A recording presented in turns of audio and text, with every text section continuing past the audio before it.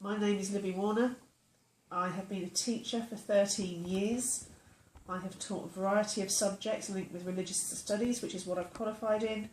I have taught religious studies, sociology, philosophy of religion, moral issues, IT, medieval history, and a variety of pastoral care programmes.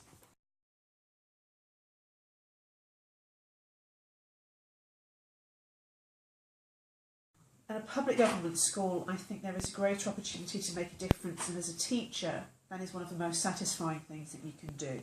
You can make a real contribution to a child's development in a public government school that is not so appreciated or noticeable in a non-government school. One of the pleasures of teaching in a non-government school is sometimes you come across the very arrogant child who will turn around and tell you that their parents pay your wages, which happened to me in Year 11. A girl turned around and said that my parents pay your wages. She also said it to another teacher, who turned around and said your parents don't pay enough, which sort of shut her up. But it's not an uncommon thing. There is this assumption that because the parents are paying you, you will help their children get through the courses more. So because of that, they feel free to not only ignore the policies of the school, so they want, from your time, they want you to mark a draft, which is reasonable, but then they want you to do 2 or 3 or 4 drafts prior to it, so you end up almost in a tutor situation rather than a teacher situation, and there is this expectation that you will keep doing this.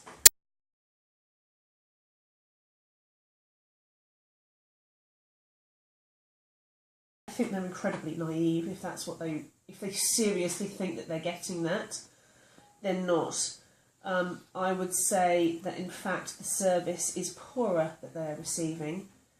Teachers who, quite frankly, should have left the teaching profession years ago are staying in their positions because A, it's an easier option. They've got their tenure.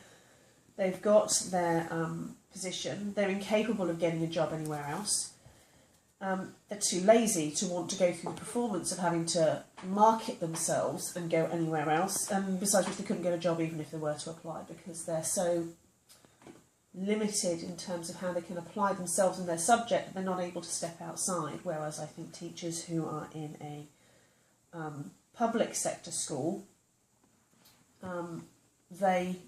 there is that marketability, if you like. There certainly is that flexibility to cater themselves or change themselves, reinvent themselves in order to address the educational needs of the students in a variety of contexts and settings that teachers in non-government schools don't.